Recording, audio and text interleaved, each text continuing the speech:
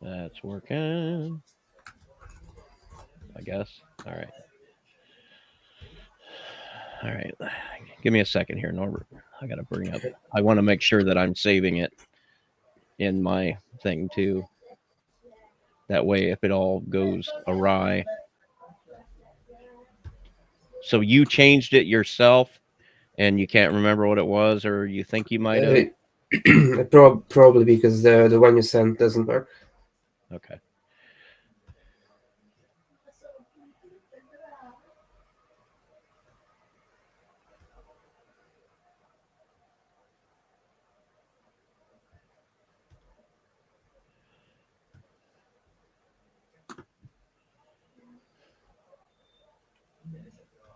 Oops.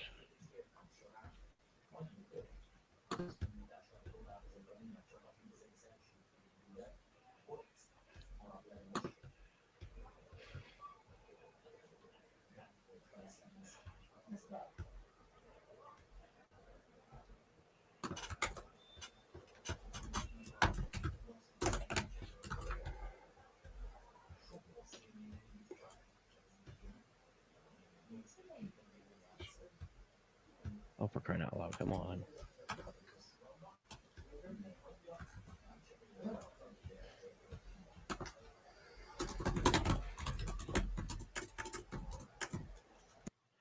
Copy and paste is not working in Discord for some reason.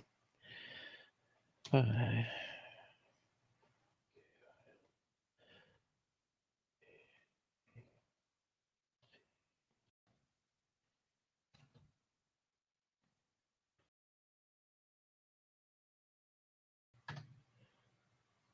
there you go. Try that. Okay. Let me know if it works.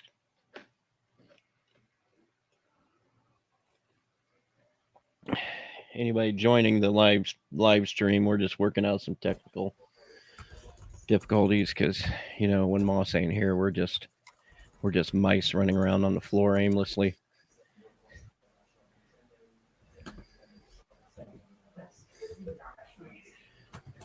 They work.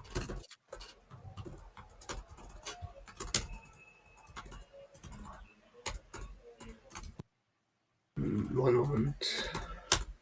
I have too many tabs. Yeah, it worked. Good. Yeah, I've got everybody's passwords saved on Bitwarden. This show is brought to you by Bitwarden. I wish.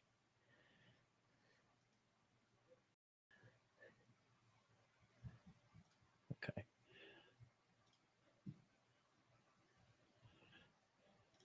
It should work really well now. We just got to learn how to use the. Got to learn how to use it.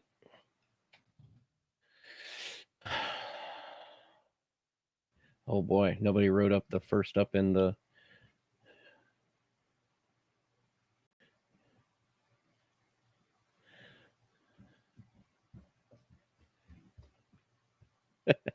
Hey Joe, nobody wrote up the beginning.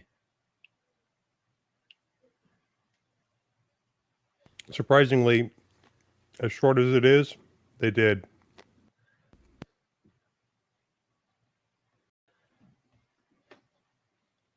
Oh, okay. Well, I put some security stuff in there.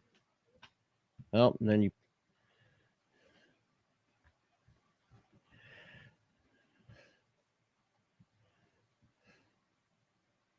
Yeah. Okay. All right. Color me stupid. It's the indenting that makes it hard to tell. Yeah. See, because I got it to work fine down below over here where I was doing the Where you copied and pasted. Well, no, where I was actually writing it out, it worked good because I had it. I can't remember what buttons I pushed though, so it's just going to be something new to learn. But we can talk about it though. That's content for the show.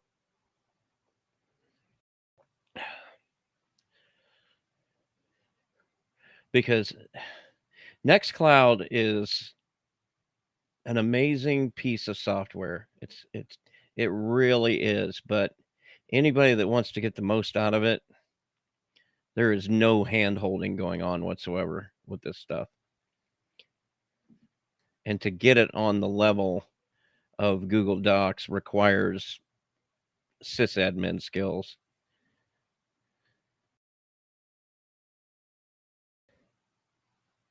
Which I think we've done pretty good.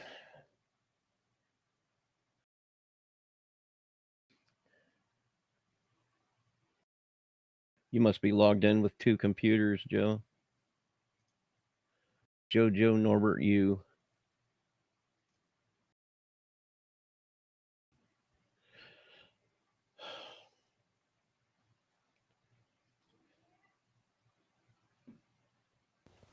Probably lucky it's not 3.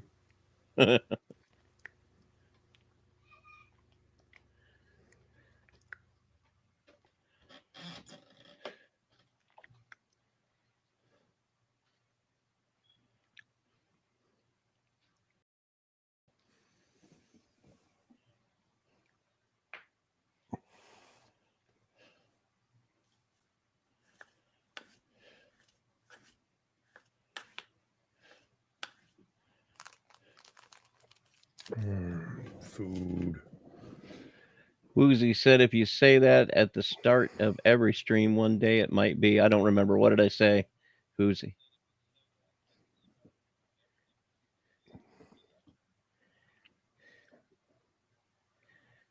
I don't remember what I said.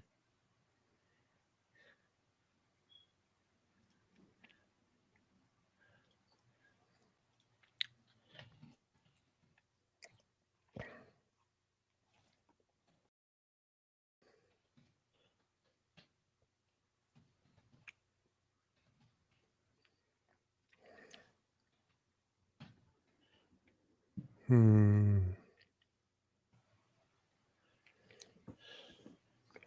think it's going to be lats and forearms, maybe quads today. You're mixing legs with arms? Yeah, upper lower.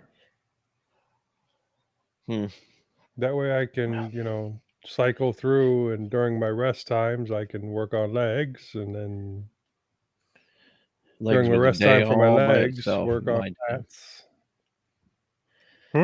Leg day was a day all by itself in my day, and it was always right before the weekend. It used to be for me too, and then I got old.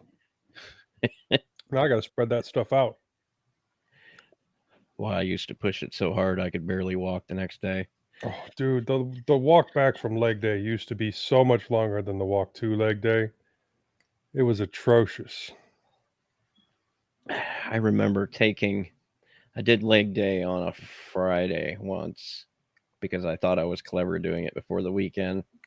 And then Saturday I took my 2 oldest boys, the ones that are grown now, to the zoo with a couple other friends, and I felt like puking blood by the end of the day. Yeah, well, I used to do something similar, but then as I got older, the delayed onset muscle soreness started later, so I had to switch to Thursdays in order to feel like garbage on Saturdays.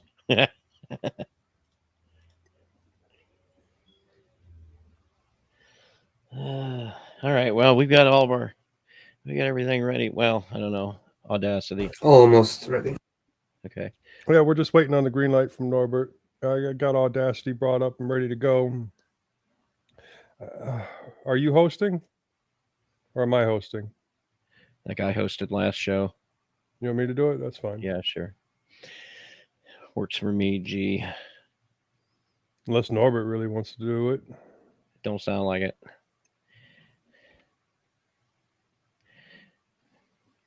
So what's wrong with you, Norbert? What's? I'm cleaning up the notes, and I will be dropping them into the. No, I mean, what? Why do you feel sick? Generally my sweat a lot, and my throat is.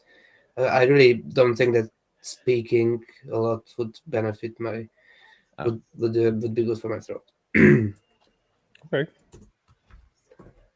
You could always write it and somebody else could read it if it got too much.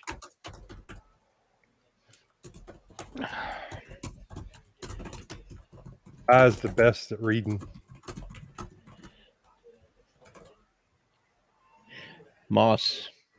That's Moss's forte right there. Just No. His is editing. I don't know if I'm going to be able to read this because it ain't going to be moving. Right? It doesn't matter how many times we dude. give him crap over it, too. He keeps doing it. It's compulsive, I swear. I used to stop the show, like full stop. Moss, stop doing that. I can't read it when it comes up 3 lines. Oh, Moss. Oh.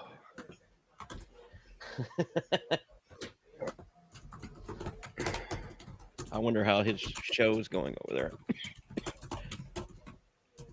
Got some pretty crappy weather in the Midwest right now. Yeah. But he can play his instrument, and he seems fairly secure in his ability to do it, so I'm sure it'll go well.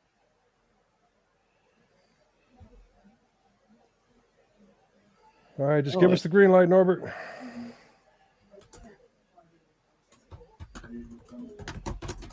Actually, it looks fairly clear over where he's at. Yeah, Say what? I think.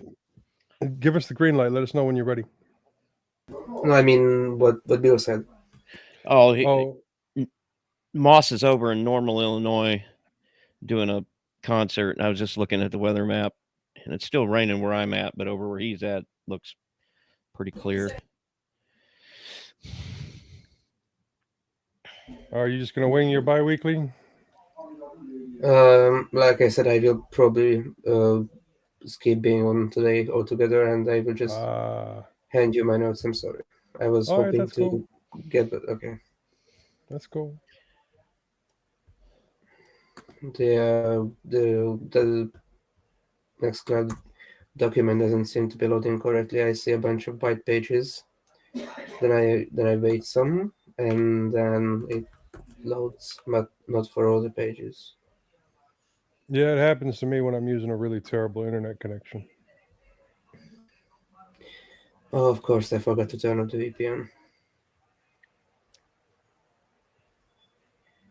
I don't see what.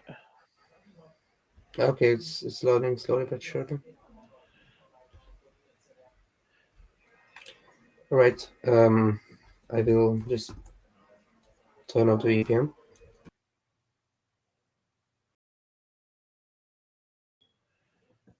Well, that whatever that was, because there's nothing in here from him right now.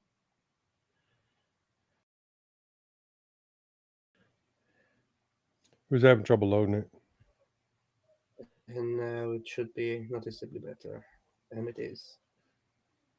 And shoulders. Maybe I'll toss in some shoulders. I used to do the biceps with the back.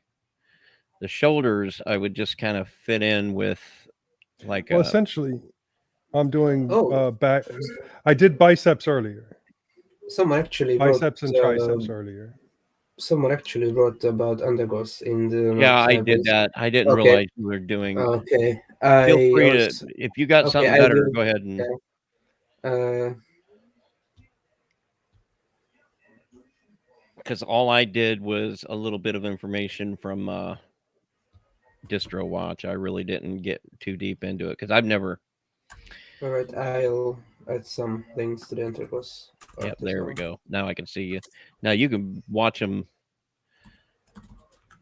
You can watch people while they type on this too. Like yesterday was chest and back. This is very laggy for me at least. Today started out with biceps and triceps.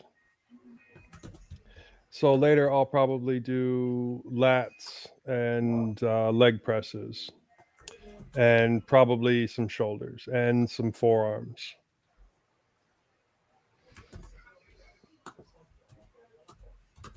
It's Sunday. I got to go to church. Thank God for being alive. God bless Texas. Mm-hmm. Thankfully, my church is in the garage with the heavy iron. Oh, the Church of Real Steel. Mm-hmm.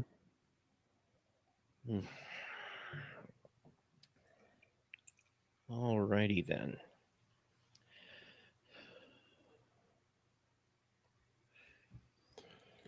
I don't think I'm going to do any more soldering today, but you never know. I might get the itch.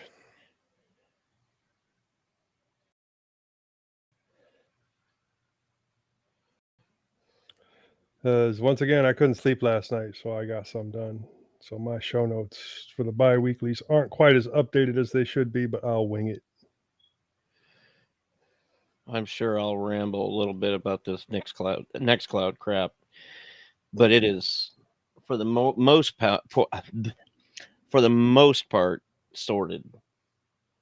You know, the thing I screwed up that's been giving me trouble with all this stuff all along is that you got to do a self-signed certificate for everything that's on the inside of a reverse proxy.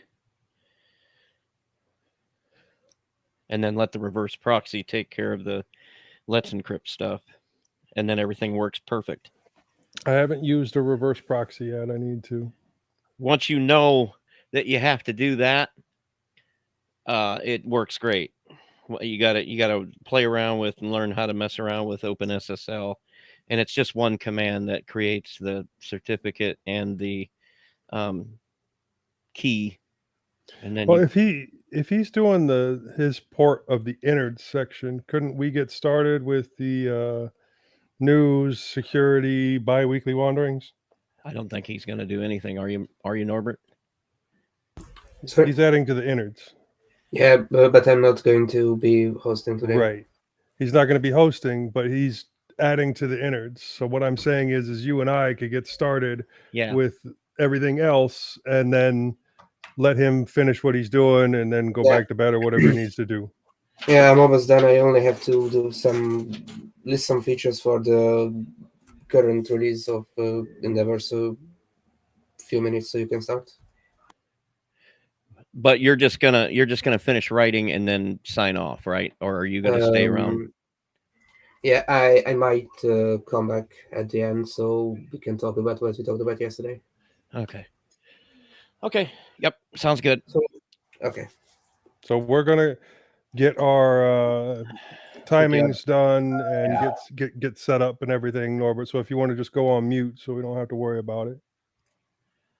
I might just close Video Ninja altogether and follow the stream on YouTube to see where it's at. Okay, that works too. Because I don't want to push this too late. We're already looking at 2:20 right now. Oh gosh, yeah. All right, let's do it. All right, are you ready to start recording? Yep. All right, 3, 2, 1. But I have to say that this Nextcloud is very laggy. Maybe we need a CDN or something. Yeah. Okay, sorry. What? For CDN, it just caches it different parts of the world. Yeah, if he sets up his own Nextcloud and does a copy, then that would cache it there, and we'd still have update issues, of course. The updates. What do you mean for the server? Our real-time updates that he makes a change and then it gets. I'm sitting here watching him type. Okay, then like I said, maybe it would be best for him to have a local copy of the Nextcloud as well. Yeah, it's as long as we don't leave too many audio files in there, it's not going to get excessively large. And even if you do, even if we do, we ought to keep that trimmed down occasionally. Yeah. I mean, they're on archive.org. They always will be. I mean, I can see why it'd be prudent to keep like a year of them in local storage, but I don't know why. I don't know why we would need to go back any further than that unless somebody's just worried about. Sometimes I have to go through and just start deleting my old audio because it still counts against my free 15 gig in Google. So, well, we've got 2 terabytes to work with here, and I'm planning on upgrading that when I need to. That's the beauty of ZFS. You can just switch out the drives and then it. Yeah, but if I'm keeping a backup of it, I mean, 2 terabytes seems like quite a bit of space. Yeah. I have it, but doesn't mean I want to use it for that. Yeah. All right. All right, one more try. Let's get the recording started. Okay. Okay, so Okay, sorry, then I will be leaving for now. Okay. We'll see you, Norbert. Bye. Okay, bye. okay, one more try. Let's get this recording started. Ready? Yep. 3, 2, 1, record.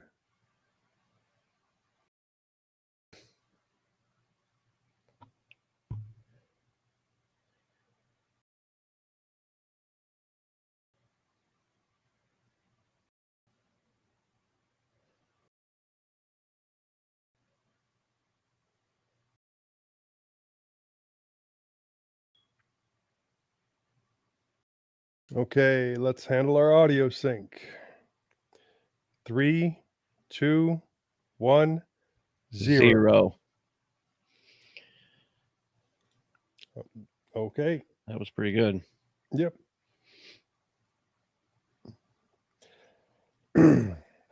Ready to start? Yeah. Okay. Welcome to mintCast, the podcast by the Linux Mint community for all users of Linux. This is episode 401. This is episode 401.5, recorded on Sunday, the 27th, November 2022. From the Frosty South, I'm Joe. By the way, I'm Bill. And we are expecting a shorter show today because it's just me and Bill. First up in the news, network crashing leap seconds to be abandoned. Asahi Linux improves Apple Silicon support. And then in security and privacy, updates are required. Then in our wanderings, Bill hammers Nextcloud and I do tinkering. In our intersection, we continue our discussion on the history of Linux. And finally, the feedback and a couple of suggestions. First up in the news, network crashing leap seconds to be abandoned by 2035 for at least a century, excuse me. This is from Ars Technica, and it's from Londoner.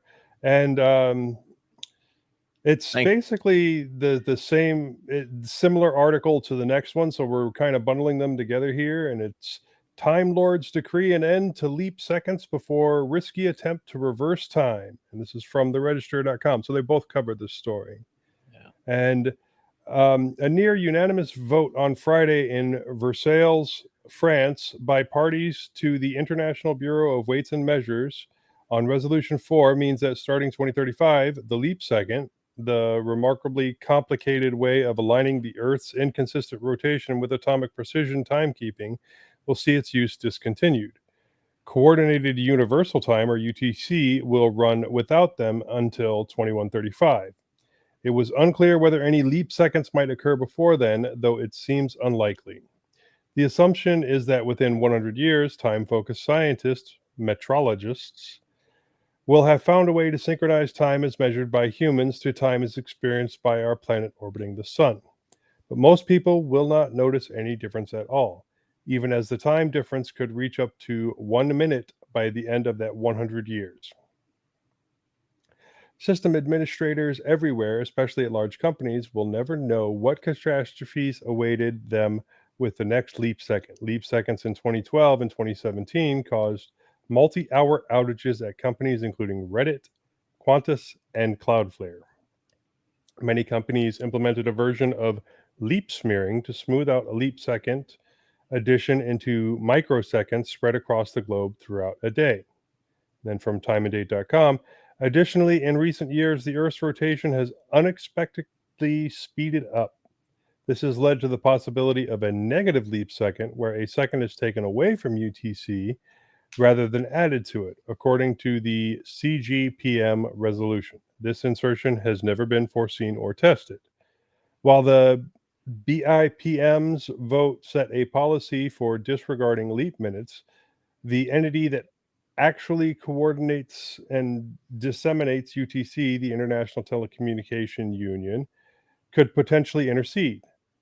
Felicitas Arias, a former BIPM time director, told the journal Nature that the ITU's final say is the thing that makes us a little bit nervous. Yet, Arias told the New York Times that negotiations between the BIPM and ITU had her convinced of success.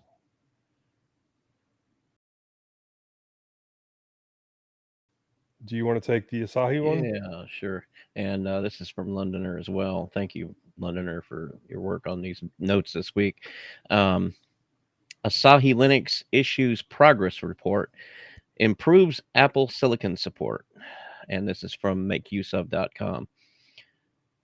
The Asahi Linux project, a distribution aiming to make a Linux desktop available for Apple Silicon based Macs, has issued a November 22 progress report, which we have linked in the show notes.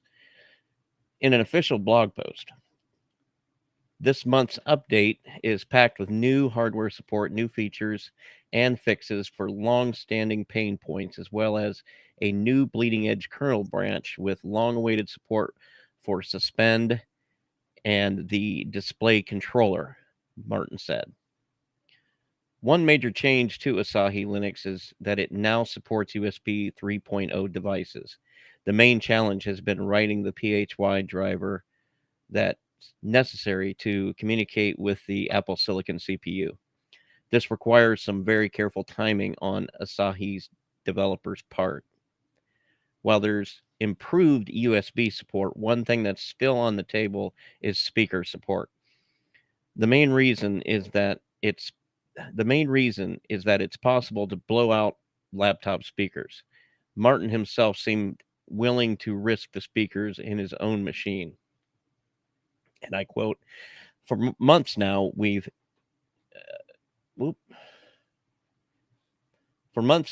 had working speaker drivers, but we haven't enabled them for good reason, because we've had the very strong suspicion that you could destroy your speakers without more complex volume limits and safety systems. As it turns out, those suspicions were correct.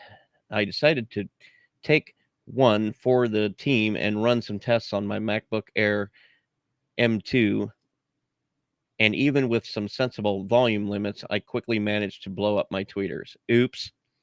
Good thing we haven't enabled the speakers yet. That must have been an interesting call to AppleCare. Asahi Linux users might have to wait for speaker support for at least a while longer. Martin says that the team will implement safety features to make sure that speakers are driven with proper voltage, similar to how macOS and Android handle their speaker outputs. With Asahi Linux, users might see the development in real time, as VT Uber and Asahi developer Asahi Lina has amassed a cult following on YouTube and an unlikely subject for live streaming. Linux graphics stack development. Asahi Lina currently boasts 11,000 subscribers to her YouTube channel. Well That's done, kind of them. interesting. Yeah. Yeah. I mean, I'm not. My first thought was a lot of guys, a lot of neckbeards kind of thought when somebody first started talking about this, about a year or two ago. I thought, why are we wasting our time with this? But then it occurred to me, eventually you're going to have Yeah, people. eventually Macs are going to age out. Yeah. Hopefully, Mac users are also people that will eventually switch to Linux. So, yeah. And honestly, even the older Macs laptops have incredible graphics, and I'd love to see all of them working with Linux. I don't think I'll ever buy one, but if one ever gets handed to me, I'm not going to complain. And that's inevitably going to be the case for some people, and it's good to know that they have an option. Or even if people are using it right now for some sort of imperative, or they just enjoy the Mac tools, they can also dual boot, because as far as I'm aware, the only way it works right now is through dual booting. You have to have Mac OS on there for it to work. I'm not sure. I haven't looked into it. I think Especially that for might be like the true. M1s and M2s. And I'm quite sure if I'm wrong, somebody will email the show. That's been the Yeah. case. That's been the case more often Yeah, than not. you get more corrections than anything else. Right. Which I'm thankful for, because it's better than just going around being wrong. But yeah. Yep. Okay. I think that's it for the news. Let's move on to security and privacy. And I will start this off. Update Chrome browser now to patch new actively exploited zero-day flaw. Google on Thursday released software updates to address yet another zero-day flaw in its Chrome web browser. Tracked as CVE 2022-4135, the high-severity vulnerability has been described as a heap buffer overflow in the GPU component. Clement of Google's threat analysis group has been credited with reporting the flaw on November 22nd, 2022. Yeah, I wasn't going to try and pronounce that last name. Heap-based buffer overflow bugs can be weaponized by threat actors to crash a program or execute arbitrary code, leading to unintended behavior. According to the NIST's National Vulnerability Database, the flaw could permit a remote attacker who had compromised the renderer process to potentially perform a sandbox escape via a crafted HTML page. Google is aware that an exploit for CVE 2022-4135 exists in the wild, the tech giant acknowledged in an advisory. But like other actively exploited issues, technical specifics have been withheld until a majority of the users are updated with a fix and to prevent further abuse. With the latest update, Google has resolved 8 zero-day vulnerabilities in Chrome since the start of the year, and there is a list of them in the show notes. Users are recommended to upgrade to version 107.0.5304.121 for macOS and Linux, and 107.0. Excuse me, 5304.121/122 for Windows to mitigate potential threats. Users of Chromium-based browsers such as Microsoft Edge, Brave, Opera, and Vivaldi are also advised to apply fixes as and when they become available. And basically what that means for us is just make sure, you're running your updates. Yep. Very important. Moving on, Dell, HP, and Let's try this again. Dell, HP, and Lenovo devices found using outdated OpenSSL versions, and this is from the Hacker News. Analysis of firmware images across devices from Dell, HP, and Lenovo has revealed the presence of outdated versions of the OpenSSL cryptographic library, underscoring a supply chain risk.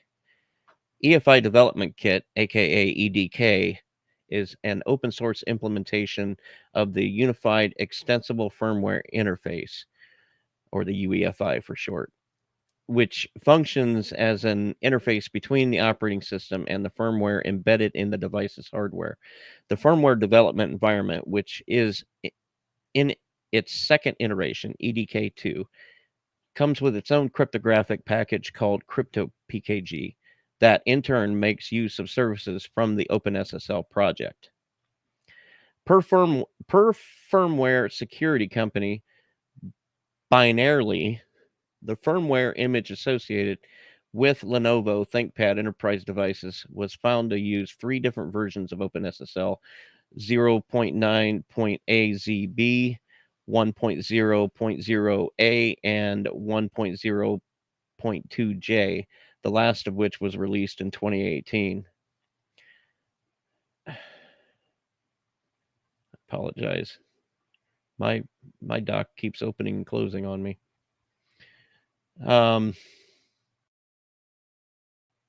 Do you want me to continue on with this? Yeah, I got it. We see an urgent need for an extra layer of SBOM validation when it comes to compiled code to validate on the binary level. The list of third-party dependency information that matches the actual SBOM provided by the vendor, the company said. A trust by verify approach is the best way to deal with SBOM failures and reduce supply chain risks. This kind of highlights once again what happens. Yeah, but you've got a lot of OpenSSL, is a very, very important project. And I rely on it myself for all the machines I've got here. And you've got many companies that have got their billion-dollar infrastructure leaned up against a lot of things that are based on that code, such as stuff like this right here. And you got to wonder if these low-level projects like that are actually getting the love that they deserve, the support that they need to keep their development cycle going. But it also kind of highlights how things like this should be taken a little more seriously by the people that rely on it. Absolutely. I mean, these major companies that are, making a mint every day. Yeah. Using free and open source need to kick a little bit back every now and again. Yep. Okay, on to our bi-weekly wanderings. First up, Bill, what have you been up to? Well, it seems as though the most interesting thing I've got to talk about is my journey with Nextcloud. If you find that interesting at all. This experience has taken me to the brink of meltdown and back. Now, Nextcloud is an amazing project with a lot of potential, but anyone who decides to make the switch to use it in real production should take a few things into consideration. I mean, you don't get me wrong, any criticism I might have of Nextcloud has nothing to do with its value in our ecosystem. It's just, anybody that's going to do it needs to learn some things first. And, that's just the way it is. First off, I definitely recommend anyone planning to use Nextcloud in production to, meaning that you want to be able to use it with document collaboration built in. Like you want other people to be able to connect to it and collaborate on documents, such as we do here on the show. I recommend using the Docker image. And if you want to expose it to the internet, just put the Docker image behind a reverse proxy, and it actually works perfectly well from the start. I did not do that with our setup. I built it just from scratch, and that added a couple layers of complexity that I had to deal with. And use the Docker image, and then let the reverse proxy handle all the SSL stuff. Also, and this part has been the part that's been tripping me up as of late, install the Collabora document server in a separate Docker container. The built-in Collabora code server, which you'll see whenever you go to install, whether you use the snap, the Docker image, or you do it from scratch, it's going to give you a list of recommended apps to install on it. And one of them is the Collabora code server. Now, in order to have document capabilities that are like similar, at least, to Google Docs, you have to have the Office software, and you have to have the actual server that does all of the, the communication bits between all the collaborators, and it's actually doing the real work of the document management. You can get a built-in server, and it's okay for a single person using it in a home or something like that. But if you're gonna need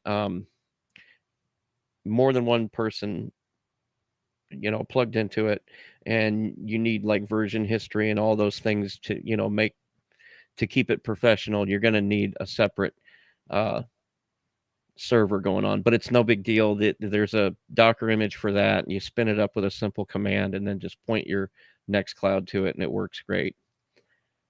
There's good documentation for getting that going and running.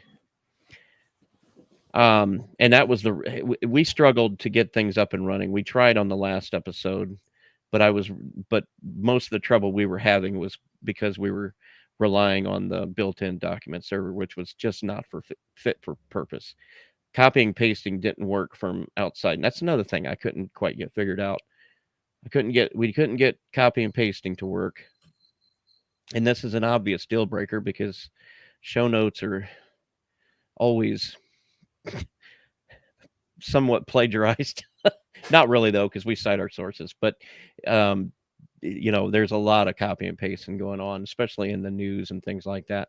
So we decided, okay, fine, that ain't going to work. Let's switch to the alternative document solution, which is based on only Office, and that seemed to work okay. It seemed all right, but you have to use a community document server to connect to that, which is only really meant to be like a single user kind of thing, not a collaboration kind of thing like we needed. And so I was really kind of at the point where I was thinking, well, maybe this just isn't going to work for us, because it might work for, storing our audio files on, but the document stuff just wasn't up to speed. And at one point we tried using the second option, and half of our work got deleted, and that's when the lack of versioning sort of reared its ugly head, because we tried to go into the previous versions of the document, and it just didn't exist, because that was apparently a premium option. I don't know. Feature. Yeah, premium feature. So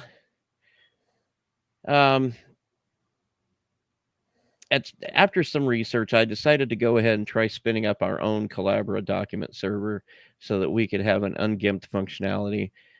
I chose the Docker route, and with just a couple of commands and config adjustment in Nextcloud, we were up and running. And I have to say, once you finally figure out everything, it's really quite slick, and it's Docker for the win, folks. I'm going to tell you. And it's one of those things with me. It's like, once I do finally get it figured out, and I really struggle at first, but when I finally figure out, it's like, duh, of course it works that way. I don't, maybe other people experience it that way. Speaking of fun with servers, for those of you that have been following the Odyssey, which is the trouble I was having with the Rock Pro 64, and then with the drives that I had in the Rock Pro 64, and then those same drives moved over to that x86 server behind me.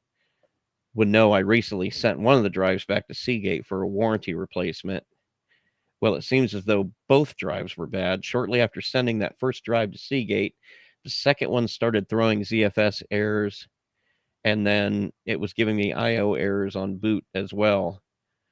I didn't even mess with it. I just bought I've got two identical cold swap drives sitting across from me over here, just to have a cold swap.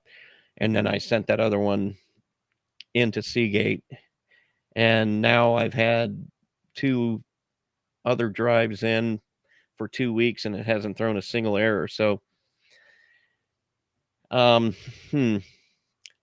still not convinced the problem was two bad drives, and not some kind of corruption brought on by the Rock Pro 64.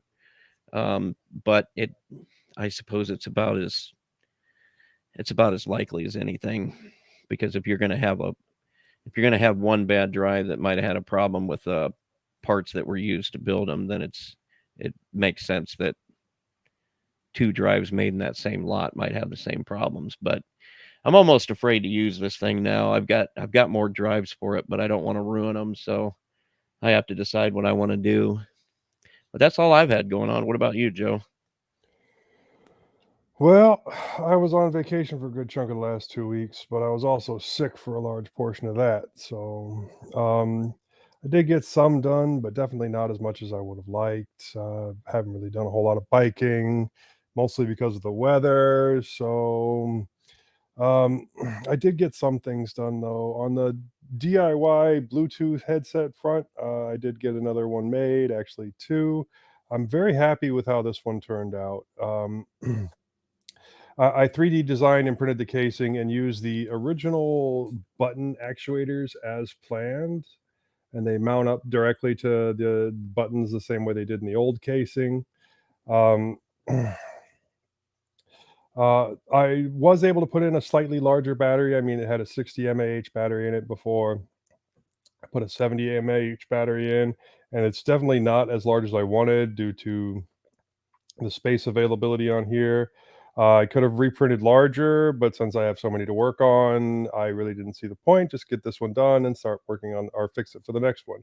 So I did correct that print for the next one, and the overall size for these is much better. I also redesigned the shirt clip so that it fit more correctly with this and the 3D printed neckband.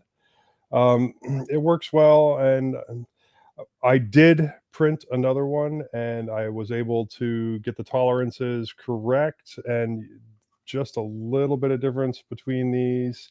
I don't have the shirt clip on this one yet, but it's just a little bit taller and works pretty much the same way.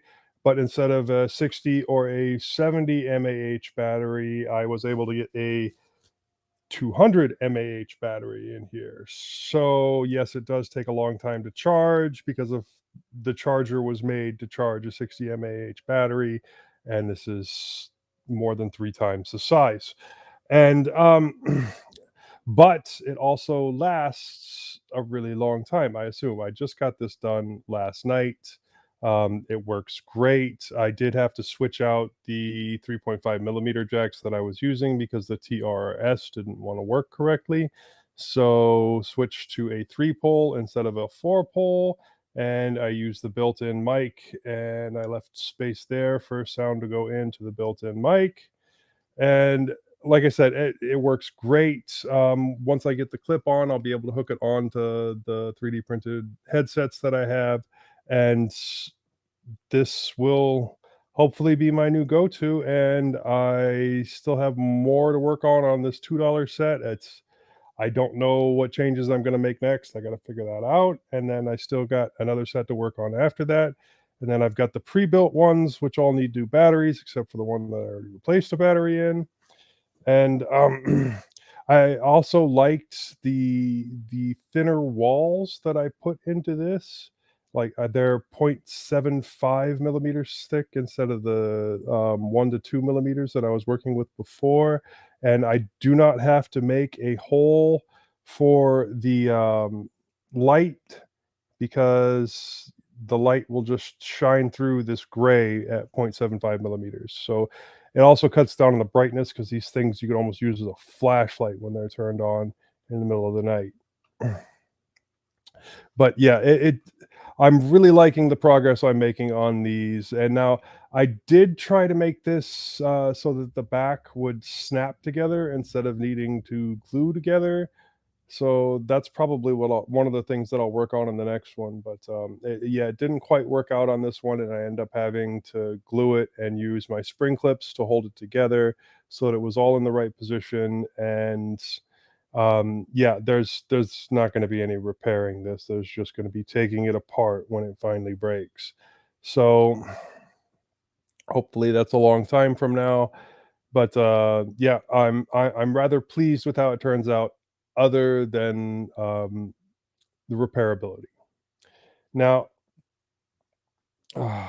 moving on, I am trying to make sure that I do an hour's worth of writing every day, whether it's a technical article or some kind of journaling or writing up the show notes for mintCast. It's really not as easy as it sounds, but I'm also trying to, hold myself accountable. And I will be using my 1GX to do that on a regular basis. Speaking of the 1GX, I finally ordered the correct hub that will allow fast charging and pass-through and has HDMI. It's a little bit taller than the other one because of the HDMI connector, but I was able to design and print another mount for the right side to attach to the laptop. And it's worked out pretty well. Well, this does give the laptop a total of 7 USB ports and a full-size HDMI connector, but it does restrict the airflow with this one in place, the output airflow. So I'm going to have to look for a different wiring solution before I make this a long-term fix. I also didn't like the Wi-Fi adapter that was on the board. It's not really reliable, and I had found some of my other ones that I had sitting around, and I tore the whole 1GX down to the board. I had to take everything out essentially, but the Wi-Fi adapter that's there is not a standard size. It's not like the full size. It's a smaller size, and I don't have any of those. So the solution for now has been to buy a low-profile USB adapter that will handle 5 gigahertz, and I just have to have it in the right slot, otherwise it overheats. It didn't work on Linux out of the box, but I was able to get the drivers and get it working after some fiddling around. Um, uh, uh, if it's overheating like it was when I had this in place, then there are some issues with speeds, but once I took this back off and let things cool down again, it worked fine. I'm still working on that though, and I think what I might try to do is build a full-on like Dell style dock for it, where it sits down in the dock and I hook up the USB-C, and then all the connections are underneath, and then just make it easily removable. It sets down in it. You can pick it up. I don't know if I want it to latch on or not. I will figure that all out later. I think I can get both sides to latch at the same time, just setting it in there, and that would be good for carrying it around as long as I didn't make it too much more bulky. But I think that would be better than having it on the sides and covering the ports in the back, because in that case, if I do it underneath, I can just have the like a U-shaped USB-C connection that comes down to the bottom, and then just have the wires run there. I have a bit more space. Yes, I do still have to worry about airflow, but there's more room to work with. Now, I do need to find my HDMI switcher, and I just found that right before the show so that I can prep for my new workflow from work. Although I'm pretty sure that I'm also going to need to start prepping to make the transition back to the office. They're requiring us to no longer use our personal computers. So the HDMI switch will be so that my workflow doesn't change too much. I will hook up to the laptop work gave me and then switch back and forth as needed. I also have a USB switcher somewhere that I'm looking for. Hopefully I can find that as well. I didn't want to use like a full hardware KVM switch because I only want certain things hooked up to the laptop. So yeah. Now, in going to work, there are some interesting policies in regards to what you can take. So I might not be able to take my 1GX, and I might have to switch back to one of my tablets to do that. And now I think that company policy is, well, yes, it's very precise, but I also think that it's pretty dumb in that regard. I mean, you're allowed to have a tablet, but not a laptop.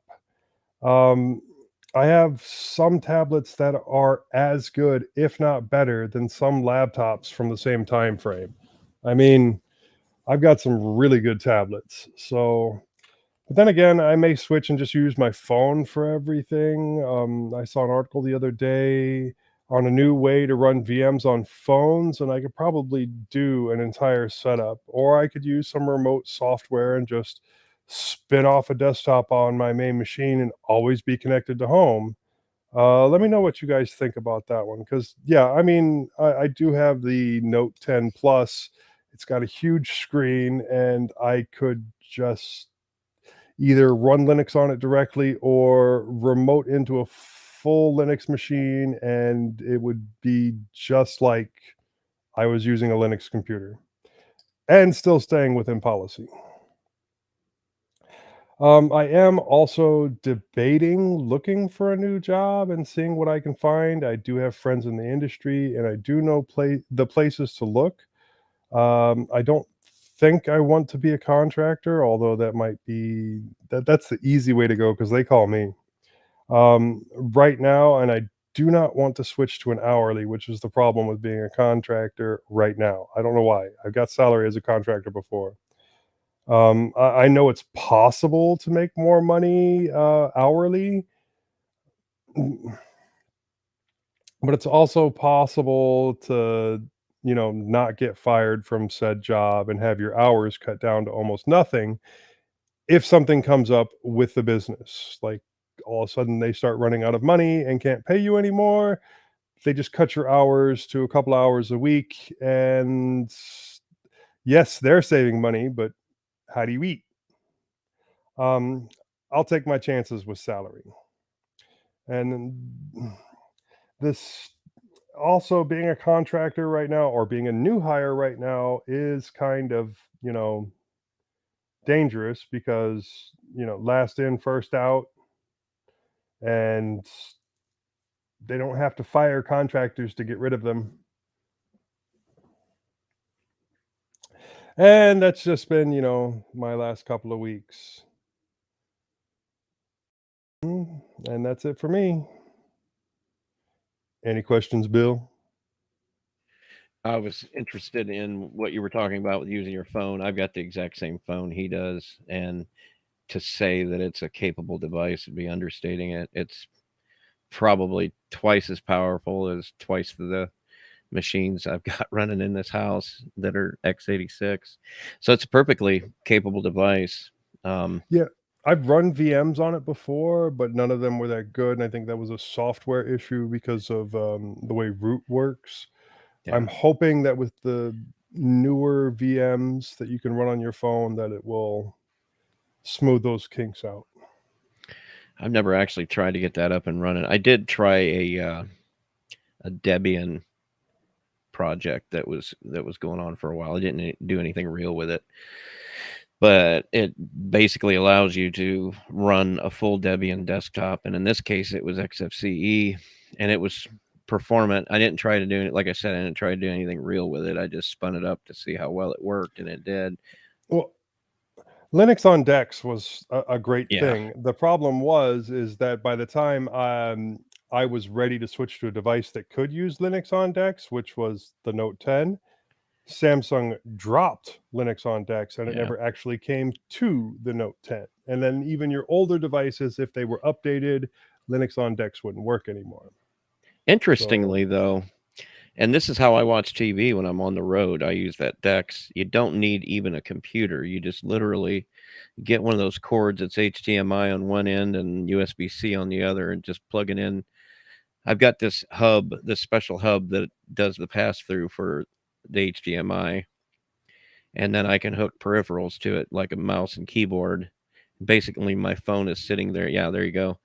My phone is sitting there as a tower, basically, with a full keyboard, and you've got a full desktop right there. So it literally only needs a monitor, and then it just. I don't remember if I had to install Dex as an app or not. I've had that phone for a no, couple of it's years it's now. built in. It's built in. Yeah. It will switch Um, to the desktop mode automatically. Automatically. Yeah. But I mean, it works just as good, if not better, than any of the a few of the desktops that I have, and quite a few of the laptops. So if you do find something, it'll almost certainly work if it can get around the way Android's handling the rooting in recent versions. But I'd be interested to see how well that goes too. The only thing I The do, I do like monitor. I've got WireGuard on it, and I tunnel back into the home, and I use the F Droid version of Termux to SSH into and monitor my servers, or fix problems back here at home when I'm on the road, and that works pretty good. But that's just a terminal type interface. Look, I got tail. Hey, look at that. One of us should. But yeah, that'll be interesting to see how well that works for you if that's the route you choose to go. And as far as going and getting a job right now, boy, I guess you could always work at Twitter. No, you can't do that. no.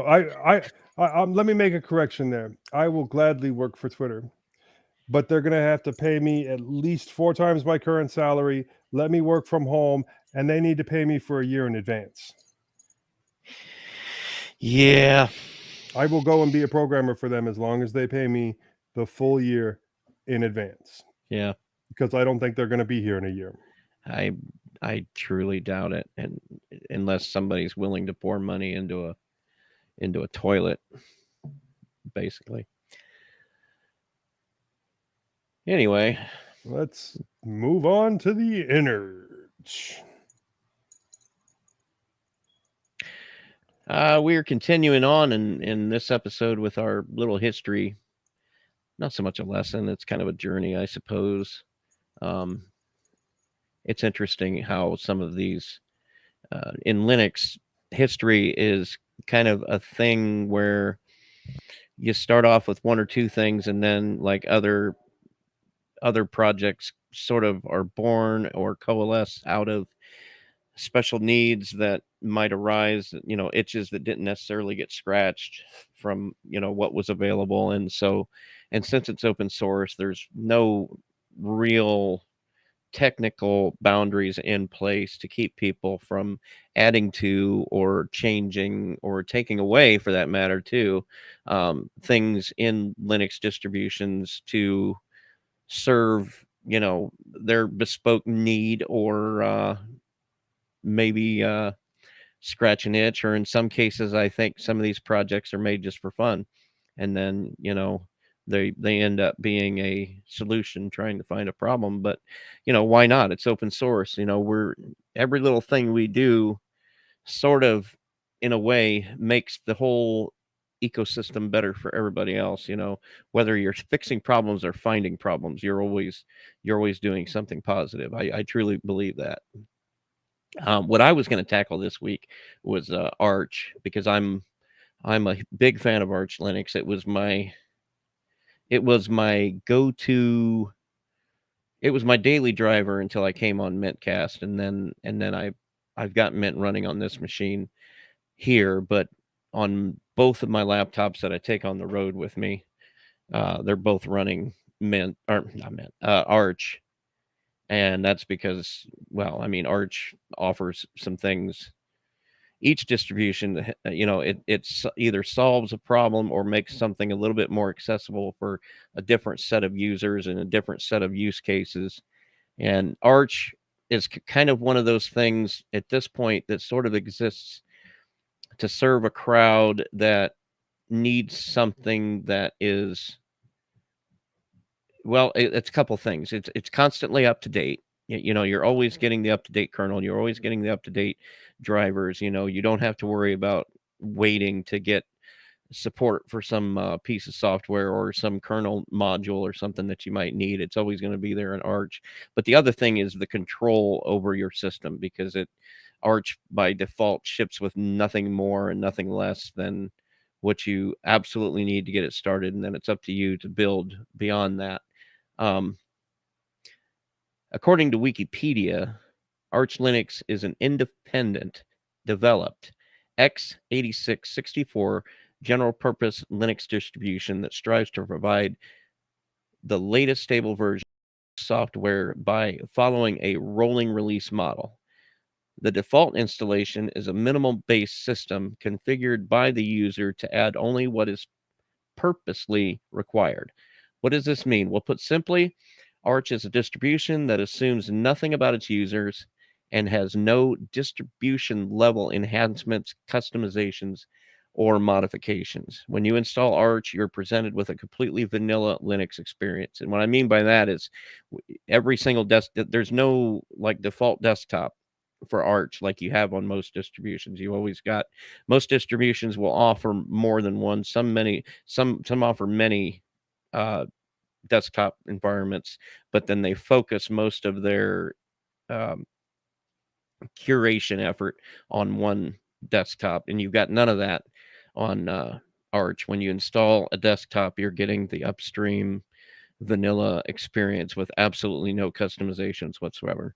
And they don't even ship with a configured bash RC file in the user's home directory. It's if you ever open your bash RC file on Mint or anything Ubuntu based or Fedora, it's a copious amount of, and if you're not used to looking at this stuff, it looks like just a lot of meaningless code or scripts or whatever. And some people might not even know what it does. Well, what it does is it simplifies some things. When you're running stuff in the terminal, it makes some things work a little bit more intuitively, and that's all set up by distribution developers. And well, you get none of that with Arch. You get there now. There's information out there about things you can put in your bash RC, but it's not included by default. And as such, as I said, oh, for crying out loud,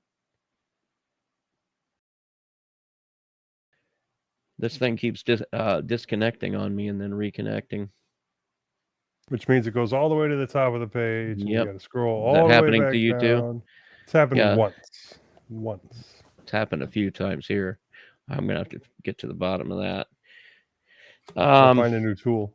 There's so much work to build this.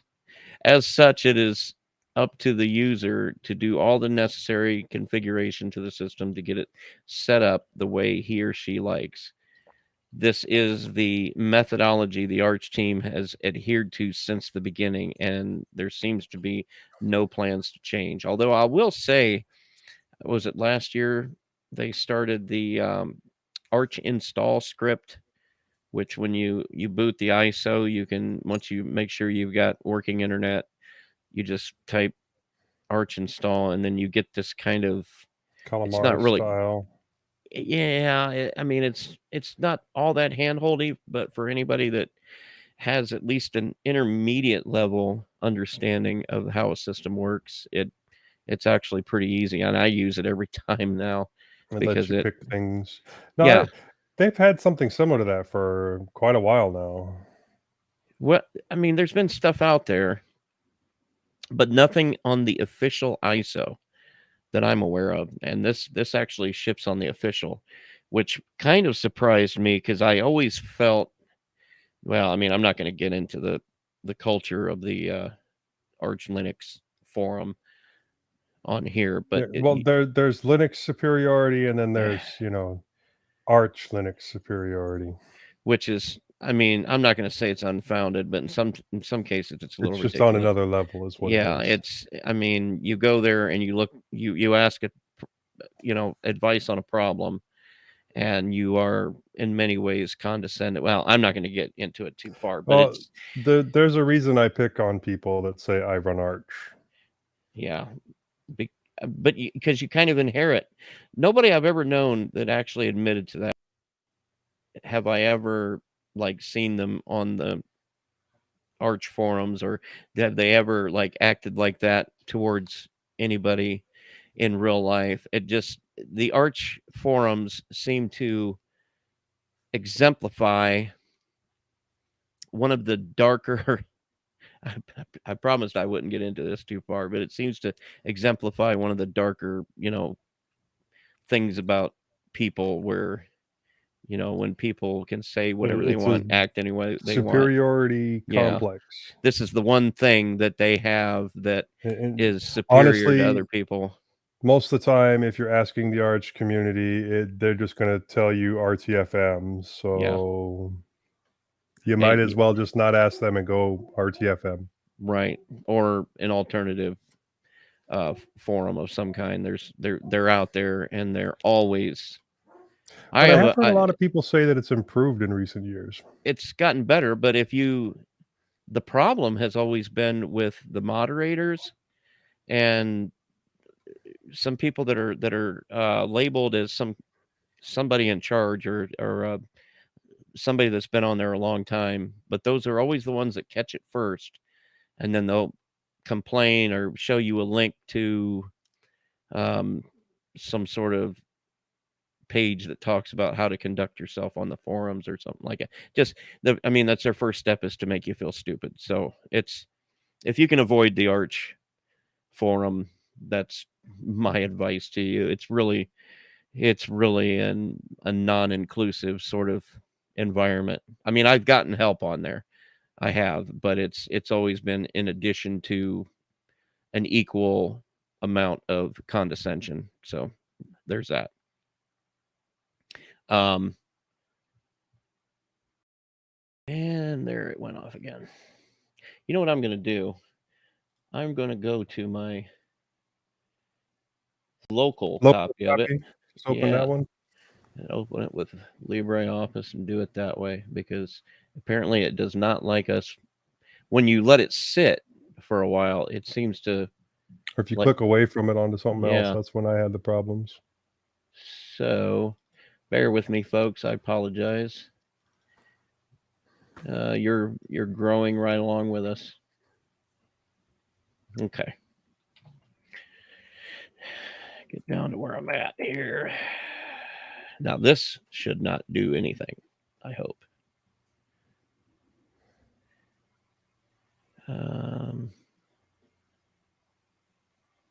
Okay. As such, it is up to the user to do all necessary configuration to the system to get it set up the way he or she likes. This is a method. Okay, I read that already. Okay. Yep. Arch was started in March 2002 by the then lead developer Judd Vinet, and I apologize if I mispronounced that. I almost certainly did. I don't know if it's Vinay or not. It might be Vinet. And see. Inspired by Crux, another minimalist distribution, Judd Vinet started the Arch Linux project in March 2002. The name was chosen, and I didn't know this, because Vinet liked the words meaning of the principal, as in arch enemy. Vinet led Arch Linux until the 1st of October 2007, when he stepped down due to a lack of time, transferring control of the project to Aaron Griffin. And I can just imagine something like Arch, maybe to a lesser extent nowadays, but at the time it might have been a more thankless task keeping a distribution like that. I mean, there's a lot more attention on it now. I mean, I would imagine with the deck, the Steam Deck, relying on it so much, they might be getting a little bit more commercial imperative thrown at it. I would hope so. Yeah. Due to a lack of time, transferring control of the project to Aaron Griffin. On July 8th, 2005, the Arch Wiki was born, and I think we've said all we need to say about that. The rather exhaustive tool remains the most comprehensive source of Linux information, which has proven useful for many Linux distributions, not just Arch. And that's true. Yeah, it's one of my go-tos. Yeah. I mean, it's a great repository for information.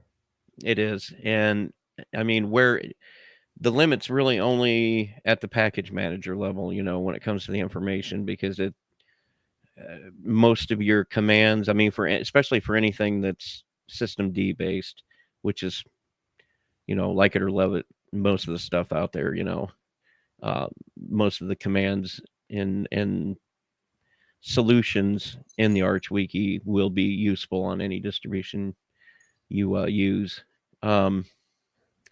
The team announced the end of 32-bit support in January 2017, with February 2017 ISO being the last one, including support for the i686 architecture. And I remember that being a huge point of contention too. On 24 February 2020, Aaron Griffin announced that due to his limited involvement with the project, he would, after a voting period, transfer control of the project to Levent Polyak. And again, I apologize. This change also led to a new 2-year term period being added to the project leader position.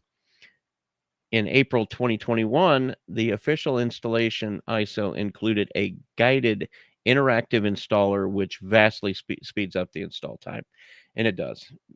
You type Arch install. Now you got to make sure you've got internet first, which if you're using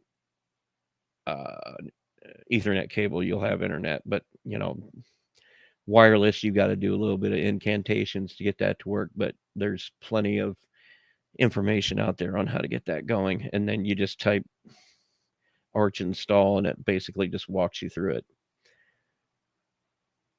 But that's Arch. Now, have USB Ethernet adapters around, and you'll never have to worry about it. Yeah, basically. But I mean, if you do want to make sure that your wireless will work, I can see why somebody would want to at least get it spun up and working. That way, they know they don't have to install anything funny to get it working. Yeah. Like well, you should. Broadcom. It's a whole lot easier to install the drivers directly from the device instead of carrying a USB back and forth between another Right. device. Exactly. Now that's Arch, okay, and from Arch, and because of the way Arch is, people have wanted the advantage of Arch, but they wanted to make the process of maybe it's the installation, maybe it's the process of the updates. There's a few things that make Arch a little bit more difficult Or for just set up their own idea of what Yeah. art should look like and see if other people like it. There are a lot of sub distros to Right. Arch. And there's a couple of different approaches I've noticed in how it's done. You've got the way distributions like and there's a lot of them. We couldn't cover them all. You've got the ones like Endeavor. The way they do it, they basically just make tools. They give you a working desktop, and then they make some tools to navigate, to make it a little easier to navigate the Arch Linux way of doing things and make it a little bit more intuitive. Make the install process easier. Try and break Right. it down to Exactly. single clicks instead of having to know the entire repository installing from Yeah. command line. Amazing project. And we'll get to Yeah. that in a little bit. And Yeah. there's others like that. Then the other route is to go and completely kind of use Arch as your base, but kind of build something completely encapsulating it with all of your own tooling, and then use maybe a slightly held back version of the repositories, but still give you the use of the Arch user repository. Right. At Give the you a same week or two lead Yeah. time instead of that bleeding edge rolling. And this is done. Manjaro is the one shining example of that, because they basically have built an entire distribution and all of the GUI tools and everything around this concept, where they kind of hold back the updates just long enough to make sure Everything is stable. that they're catching the problems that Arch might put out in time to at least either fix them or wait until the Arch distribution Yeah. fixes it, or make sure that they can intercept these problems, which does happen, and it's happened quite a bit. There's I wouldn't say it happens a lot, but every now and then there's some manual intervention to an update that comes across with Arch. Yeah.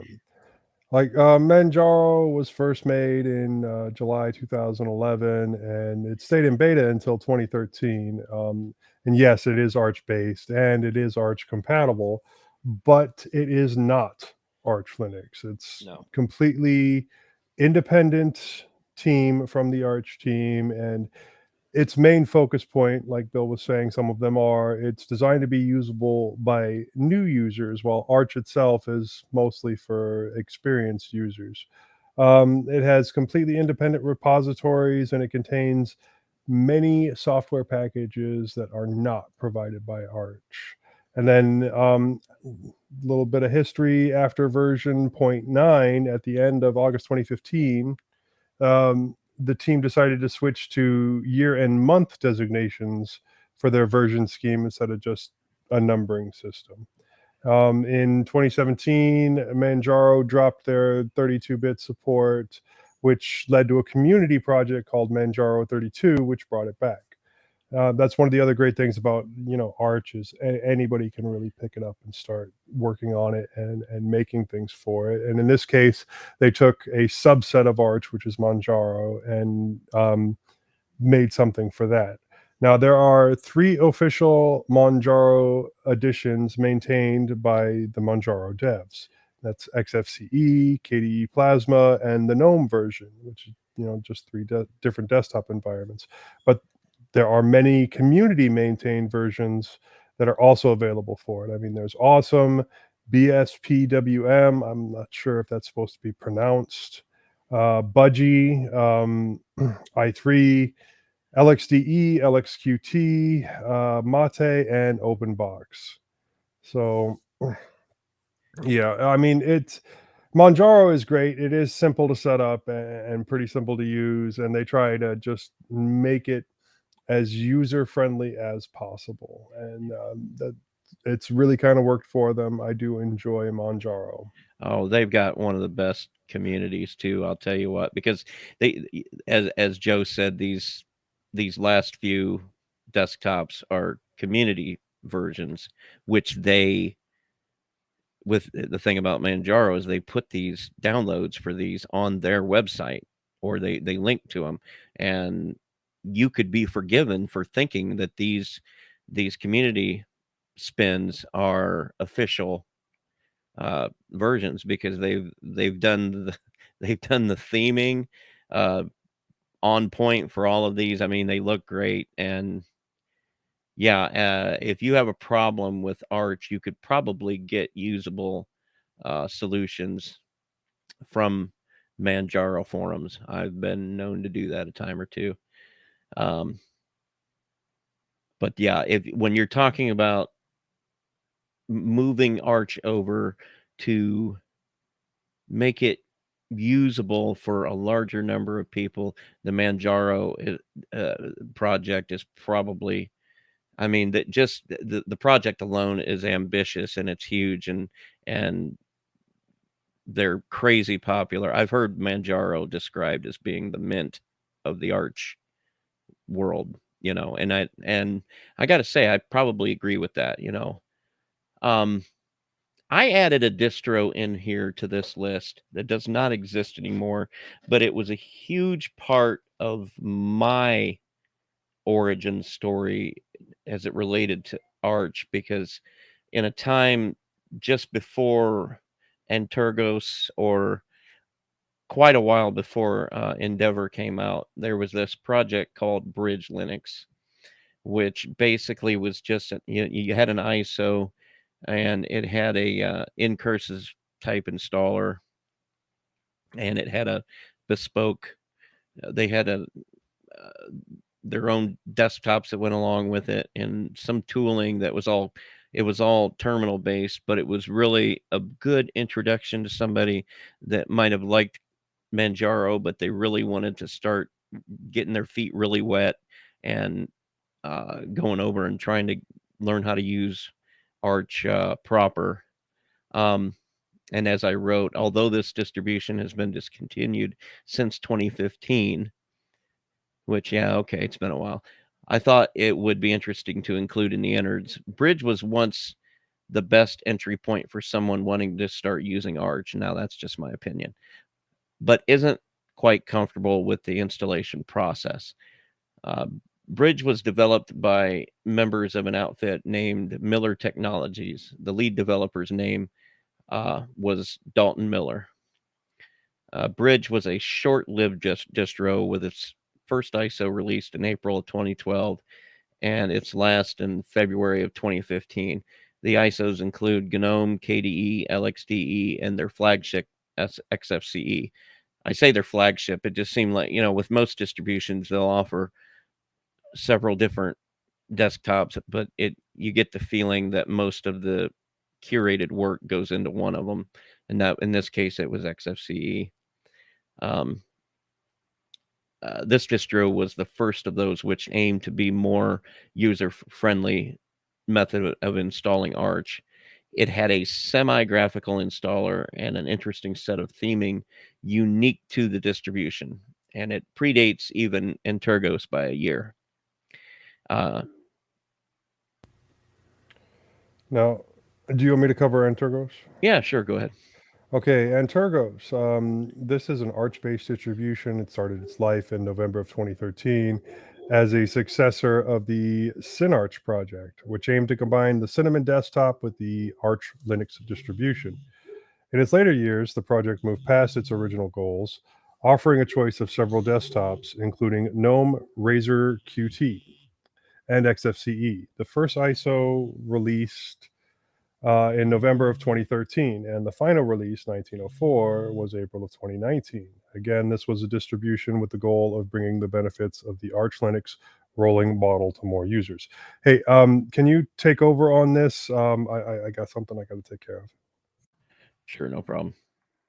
Antergos was a very community-oriented distro, but on 21 May 2019, the developers announced that due to a lack of time, the project would come to an end. Quote, "Today, we are announcing the end of this project. As many of you probably noticed over the past several months, we no longer have enough free time to properly maintain Antergos. We came to this decision because we believe that continuing to neglect the project would be a huge disservice to the community. Taking this action now, while the project's code still works, provides an opportunity for interested developers to take what they find useful and start their own projects." And that's exactly what happened, because out of the rubble of that destruction, we have Endeavor OS. And I never actually installed Antergos, but I remember some people that did were extremely happy with it. It was the one distro like this of its time. But now Endeavor OS comes along, and it is it's a spiritual successor to Antergos. The original idea was to continue the community feeling on a new forum that would invite any Arch or Arch-based Linux user into the group. The plan quickly changed from preserving the former community on a new forum to creating a new distro with that vibrant community at its core. And I believe that's exactly what they did. From the Endeavor website, and I quote, "With the plan to turn Endeavor into Endeavor OS, we deliberately traveled another road than Antergos did. It never was, and it never will be our intention to be an Antergos clone. In fact, our departure point was the Antergos community and not Antergos the distro. And that's why we chose to let go of our look and feel of our predecessor and find our own voice in creating our own identity with the community at our side." In July 2019, the first stable release of Endeavor OS, and I quote, "We want to thank the entire community for all the trust you gave us towards this movement, and a special thanks to Nate for providing us with our logo, Michael Tennell for his support and insights." Oh, I didn't know that. September 19, the net installer was released, and the XFCE became the flagship desktop. And I quote, "To remind you, it's going to be the Calamaris installer with the option to choose the offline option that will install XFCE desktop that you're used to from us on the online installer, in which you can choose one from several desktop environments to install on your system. With the net installer, we're going to offer several desktop environments, but XFCE will stay our flagship DE and shall receive the most attention in development. The other DEs will be presented as closer to a vanilla DE." And that's interesting too, because I've installed them all, and a friend of the show, Josh on Tech, installed the Cinnamon version, and although it came with the default theme that they use for the XFCE, which would in theory, I suppose, work on the Cinnamon desktop. The Koger theme, it's included, but it's not turned on by default. So interesting choice there. It must just be part of their install script to add the theme. Yeah, I like basically anything that has the Calamaris installer. It's extremely helpful. Yeah. I mean, you get more options, I think. At the end of 2021, Atlantis and Atlantis Neo were released. In Atlantis Neo, encrypted installations with ButterFS now works choosing swap partition and hibernation. As the code names imply, the Endeavor OS community likes the theme of space and space exploration. And that's also true because it's one of the few distros where you can choose the ButterFS option with the encryption and it correctly sets up the sub volumes and so that you can do for an encrypted swap, and yeah. Well, the encrypted swap allows for hibernation. That's cool. Yeah, that's really cool. A lot of distros give you the ButterFS option, but they don't do it right. They don't create the sub volumes that you need to do the right type of snapshotting and all that stuff. That, take advantage of what ButterFS can do. Do you want me to pick it up from there? Sure, go ahead. Okay, in April 2022, the Apollo release is available. Features include, instead of using LightDM and Slick Reader as the default, the community editions now are installed with the best DM option for the chosen window manager. The DMs used are LightDM and Slick Reader, along with LXDM, LY, and GDM. Calamaris now lets users choose the desktop environment first before going to the package selection page to install other packages like another kernel, etc. In June of 2022, Artemis is available. Pipewire Media Session has been replaced with WirePlumber, introducing Calamaris to the ARM installation process. And in August 2022, Artemis Neo became available.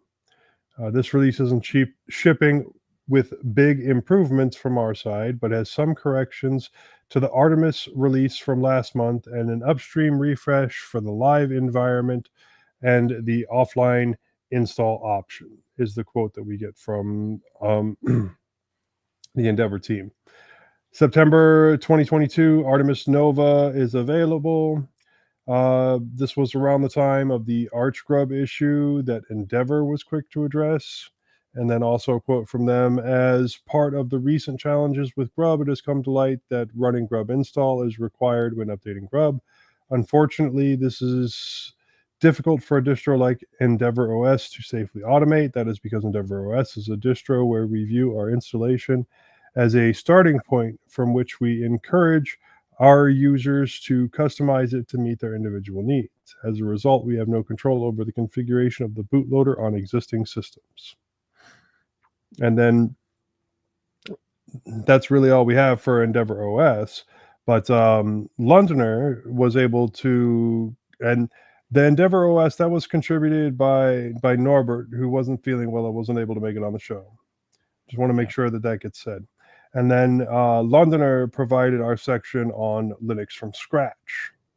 Well done, Londoner. Yeah, thank you, Londoner. It does look to be very well-rounded. Rather exhaustive. Let me get into this, and maybe I'll have Bill take over halfway through, because it does seem to cover quite... Well, no, it's not too bad. Nah. Now, LFS is an unusual distribution in that there is no ISO or other image file that can be downloaded. Instead, Linux from Scratch is a project that provides you with step-by-step instructions for building your own custom Linux system entirely from source code. This is, of course, a longer process than installing a pre-compiled Linux distribution. According to the Linux from Scratch website, the advantages to this method are a compact, flexible, and secure system and a greater understanding of the internal workings of the Linux-based operating system.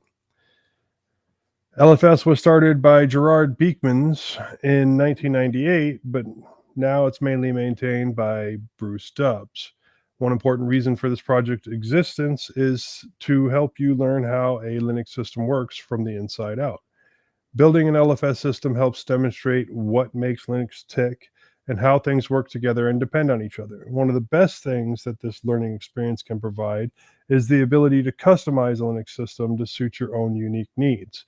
Custom built Linux systems serve not only to meet user specific requirements, but also serve as an ideal learning opportunity for programmers and system administrators to enhance their existing Linux skills. Now, that for me, that's basically the only reason that I would use Linux from scratch, is if I was really, really wanting to get down to the nitty gritty and make sure that my skills are up to par.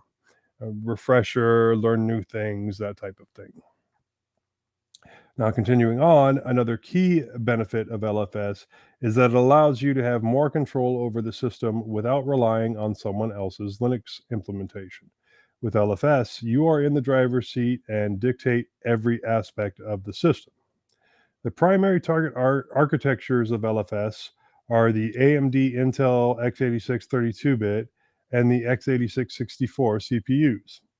Instructions are available to create either systemd or sysv init based installations. However, the instructions are also known to work with some modifications with the PowerPC and ARM CPUs.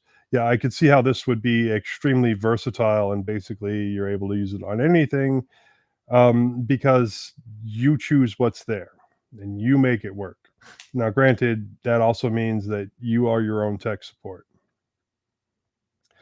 Updated instructions are normally released every 6 months at the beginning of March and September. A clean partition and a working Linux system with a compiler and some essential software libraries are required to build LFS. Instead of installing from an existing Linux system, one can also use a live USB to build an LFS system. Then you can download the source code packages for V11.2. This is a 493 megabyte, 470 MIB download comprising of 86 packages. First, an initial toolchain must be compiled, consisting of tools used to compile LFS like GCC, glibc, binutils, and other necessary utilities. Then the root directory must be changed using chroot to the toolchain's partition to start building the final system. One of the first packages to compile is glibc. After that, the toolchain's linker must be adjusted to link against the newly built glibc, so that all other packages that will make up the finished system can be linked against it as well. During the chroot phase, Bash's hashing feature is turned off and the temporary toolchain's bin directory moved to the end of the path. This way, the newly compiled programs come first in path, and the new system builds on its own new components. Man, I haven't messed with path in a long time. When you finish a by-the-book installation of LFS, you will have a bare-bones minimal Linux installation, only a root user, command line only, and no applications, except for a text editor. By default, it's Vim, but this can be replaced by an editor of your choice, aka Nano. To keep LFS small and focused, the book Beyond Linux from Scratch was created, which presents instructions on how to further develop the basic Linux system that was created in LFS. It introduces and guides the reader through additions to the system, including the X Window system, the desktop environments, KDE, GNOME, XFCE, LXDE, productivity software, web browsers, programming languages and tools, multimedia software, and network management and system administration tools. Okay. Do you want to cover automated Linux from scratch? I haven't even heard of that. Yeah, automated Linux from scratch, or ALFS, is a project. Yeah, I've never heard of it either.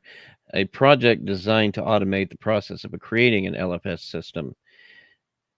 It is aimed at users who have gone through the LFS and BLFS books several times and wish to reduce the amount of work involved.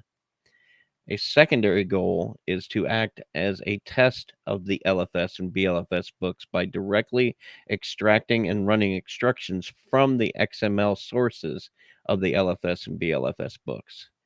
Uh, Two older associated projects that may or may not be maintained at this point, one of which the book Cross Linux from Scratch CLFS focuses on cross compiling, including compiling for headless or embedded systems that can run Linux, but lack of resources needed to compile Linux. It appears to have not been updated since 2018. The other is the book Hardened Linux from Scratch, HLFS, focuses on security enhancements such as hardened kernel patches, mandatory access control policies, stack smashing protection, and address space layout randomization. Besides its main purpose of creating a security focused operating system, HLFS had the secondary goal of being a security teaching tool. It has not been updated since 2011. I think you can safely say that one's not Very dead. yeah. According to DistroWatch, there are two distros that use LFS as a base. The first of which being, I'm just going to spell it NUTYX or Nutty Nutty. X. Okay, Nutix. I saw Nutty X. I got a Nutty X. I don't know which one's right. I'm just guessing here. That's the thing about Linux. Everything's right and wrong simultaneously. Nutty X, that's what I'm going to call it, is a French Linux distribution with multi-language support. Built from Linux from scratch and beyond Linux from scratch with a custom package manager called Cards. The package manager can install individual binary packages, a group of related binary packages, for example, desktop packages such as KDE and XFCE, and compile source packages from ports. The distribution is designed for intermediate and advanced Linux users, obviously. The second one is Fat Dog 64 Linux. I love that. Yep. Fat Dog 64 Linux is a small desktop 64-bit Linux distribution originally created as a derivative of Puppy Linux with additional applications. Fat Dog 64 has grown to become a distinct, separate project while maintaining much of the style of Puppy Linux. And I'm gonna have to go take a look at this one because that is probably the best name I've ever seen. But yeah, I think I downloaded the PDF once and started looking at it, and It just honestly, for me, unless there's some specific reason, this just seems way too much like work. I am not going to set up a daily using LFS. I guess I don't know. I guess it would be fun if I had the kind of time, but I don't see a point in my life where I ever am. And like I've said before, I would probably do all that work and then just have Arch or Mint at the end. And okay, let's say you did this once, and you had it and you kept it running for a couple of years, but eventually you're either going to get a new computer or you're going to need to nuke and pave for whatever reason, and then what? Do it all over again? Yeah. Unless you had some kind of tool chain set up to automate, like the first time you build it, and then do it like the distro maintainers do, where they've got some kind of automated build system set up. I don't know. But then that's a whole nother layer of work to add on to it. Yeah, I mean, yeah, after the first time, I guess you could write your own scripts, but then, you're also the person that has to update your scripts as different things change, as different repos change, and everything else. So, yeah. But more importantly, the purpose of something like this is so that you can, just do it once in your life and then bask in the glory of your Linux skills. I suppose it would teach you quite a lot because, you're getting into the nitty gritty on this. Right. I And- mean, and this is the pinnacle of it right here, as far as I'm concerned. If you need something that's really shaved down to the bone, Yeah. and just hardly uses the minimum amount of resources, then yeah, this might be the way to go. Yeah. But you can come up with something similar in Arch. So You can. all right, now this is kind of it right now for our history. I don't think we're going to do another history episode.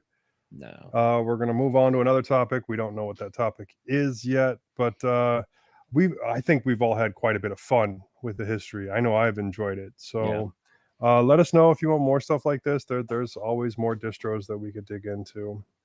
But I Or think any that's it. topic you want us to talk any about. topic. We would. Sometimes I feel like we'd give money if somebody would yeah. start telling us what to talk about, because Or if you come if up you short want to sometimes. if you want to come on the show to discuss your passion project, let us know. Mintcast at mintcast.org, right? Yep. Or is it .com? I don't remember. I think it's .org. Mintcast at mintcast.org. Yeah, because I want people to know that this is a very community oriented podcast YouTube program where we would enjoy participation by. It's part of the reason we do a live show and we don't pre-record. I understand we could probably put out more quality with pre-recording, but the live streaming is just part of our desire to have a real-time interaction with the community. And as such, we invite the community to be a part. When we do our roundtables on the Saturdays opposite of the weekends that we do the show, anybody that's on the Discord can join that. I mean, you don't even need, And if look, you've got video, great. If not, yeah, you don't need it. no. If you're uncomfortable being on camera, then just keep your camera turned off. Right. But we're always looking for more hosts. And if you think we're doing something wrong, or if you think you can bring something to the team, or if you think it would just be fun for you to try out once or twice, come be a host. Yeah. We will welcome you. We will greatly appreciate some new blood. Right on. All right. Speaking of our fact-checking folks in the community.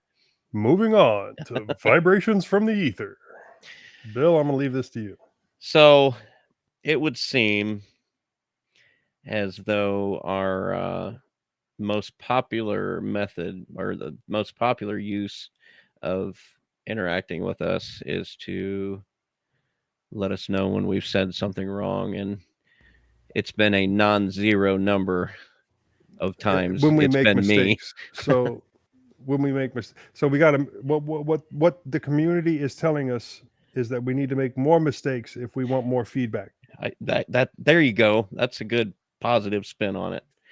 So I mean, this show is I keep saying wrong stuff. I don't know. Maybe I don't know. Whatever. I don't know how to feel about it.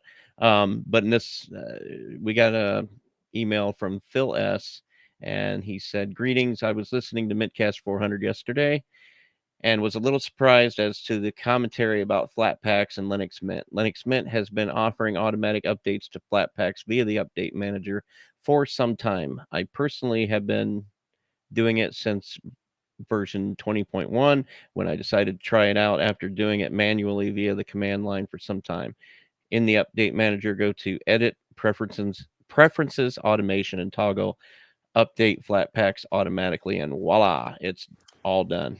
Well, that is a great thing to know. Thank you, Phil, for telling us about that. I mean, yeah, because I was convinced that it wasn't there before 21. Now let me check. Edit preferences. I'm going to it right now. It's there. Preferences. What is it? Automation, and then hidden, buried way into that little place. Update Flatpaks automatically. There you go. Was it on by default? No, it is off. Okay, so that probably led to my confusion. Phil, thank you for setting me straight on that. That's appreciated. Yeah, I was absolutely wrong again. And I'm learning, I guess. And yeah, well, like I said, we appreciate any interaction folks have with the show. We got a rather lively Telegram group. I'm not a huge participant on the Telegram, I'll admit. I mean, I'm on the Discord. I'm on the Telegram. I try to participate every now and again, but it's sometimes difficult to keep up. Yeah. And they tend to move along rather quickly. Yeah. And life is busy. The thing with Telegram, when I'm on the road all week, if I'm not able to look at that thing and read a rather sometimes complicated, if you miss it for a few minutes, you could miss enough to where you lose complete track of the direction the conversation's going. So well, that's the nice thing. If someone has a question or something on the Telegram group and someone asks, it probably isn't going to be someone from the show that answers, but someone from our community is probably going to know the answer or know how to get the answer and be able to help out. It's a really great community that way. I love those guys. And Londoner just chimed in on the Discord. He says, just in case it wasn't clear, LFS has no update system at all and no repos to update from. Well, yeah, because you got to add your own. Yeah, you got to add your own package manager. So, well, my question then would be, well, if you are you having to like pull the binaries every time you need to do an update and then completely recompile the application? I suppose you create some kind of, I mean, I have no idea, but it seems to me the way it would make sense is you would have to create almost like an AUR where you have these scripts telling it where to get the source code from. And then you'd have to compile it every time. And yeah, just like Gentoo, it has to be compiled every time. Yeah, thanks, but no. I think it's interesting that we talk about LFS in the space of distributions because it really, it's not at all. I mean, it's a book on how to create your own Linux distribution. Yeah. Although some people have used it to make distributions. Yeah. A couple here. Yeah. I would have thought there'd been more, but I mean, at one time I thought that's how they were all made. We're already past the innards. Let's let's keep on rolling. Keep moving on. Okay, next up is check this out, and we do have one thing in check this out, and it is from Londoner. And now I think we've done something similar to this in the distant past, but he provided a link on how to watch YouTube videos in the Linux terminal with YTFZF. And I don't know if that was the application that we presented before. It was a command line application. And just like this one from the webpage, it used MPV. So you would be able to do your searches from the terminal and then launch videos from YouTube through MPV. I actually installed this and it's pretty slick the way it works. Saves you a lot of bandwidth because you're not worried about any of the ads or anything like that. Right. And you could, and it does use MPV. I think you might need to do a little bit of work with how much caching it's got available to it because it would open the videos and then it would play a couple seconds and then just drop completely off. Stuck buffering. Yeah. And then it would play and it would buffer. I mean, so it's a cool idea. I think it would be really useful to use it as a back end for something or for scripting, video playing and that. So yeah, that's a cool idea. Thank you for that, Londoner. Yes, thank you, Londoner. And we also added a note that you have to get cloned directly from the GitHub page because the link on the website isn't working. And Bill found that out the fun way. Right, because well, there's a link here in the show notes to take you to the website for this project, but then when you try to follow their instructions and you try to clone the link that they give you, it asks for a username and password, and then you get this message that that process was deprecated some time back. So if you go directly to the GitHub page, those instructions work well. All right, on to housekeeping and announcements. Thank you for listening to this episode of mintCast. If you see something that you'd like to hear about, tell us. Send us an email at mintcast@mintcast.org. Join us live on YouTube. Post at the mintcast subreddit. Chat with us on Telegram or Discord or Facebook. Or post directly at http://mintcast.org. Our next episode will be 2 p.m. U.S. Central Time on Sunday, December 11th, 2022. And we do have a link for that in the show notes to convert that to your time zone. Our next live stream will be at 2 p.m. U.S. Central Time on Saturday, December 3rd, 2022. And we do have a link for that in the show notes to convert it to your time zone. Our next live stream, 2 p.m. U.S. Central Time, Saturday, December 17th, 2022. And there is a link for that in the show notes to get it converted to your time zone. And live stream information is at mintcast.org/livestream. And now for the wrap up. If you like the sound of my voice and want to hear me on a couple of my other podcasts, I'm on the Linux Link Tech Show, which you can find at tllts.org. I'm on the Linux Lugcast, which is at linuxlugcast.com. You might be able to find me on MeWe. You can send me an email directly, jb@mintcast.org. I do try to answer every single one of those emails. Or you can buy me a coffee from Ko-fi. Now, Moss wasn't able to be with us today. He had a gig. You can catch him, the links in the show notes, Full Circle Weekly News. Listen to him on his other podcast, which is Full Circle Weekly News, Distro Hoppers Digest, or you can send him an email, hardmoss@pm.me, and information can also be found at itsmoss.com. Bill? Well, you can email me at bill@mintcast.org, Bill H on Discord, at WCHauser3 on Twitter, and at WCHauser3 on Facebook. Also, check out my other podcast, Three Fat Truckers, and the website is 3ftpodcast.org. Then Norbert also wasn't able to make it today. You can send him an email directly, norbert@mintcast.org. Okay, before we leave, we want to make sure to acknowledge some of the people who make mintCast possible. Norbert Lerner, Tony Hughes, and all others for our audio editing, which I believe is just who's Don't have Audio Freak on here. I added her to the template, but somebody's not using the template. Somebody used an old template. Yeah. Okay. But yeah, thank you, Audio Freak. You are our angel. Yes, savior when it comes to our audio editing. Josh Lowe and Bill Hauser for all the work on the website. Hobstar for our logo. InitRD for the animated Discord logo. London for the time syncs. Bill for hosting the Linode, which runs our website. And Bill for hosting the Nextcloud. Archive.org for hosting our audio files. And the Linux Mint development team for the distro we love to talk about. Thanks, Clem.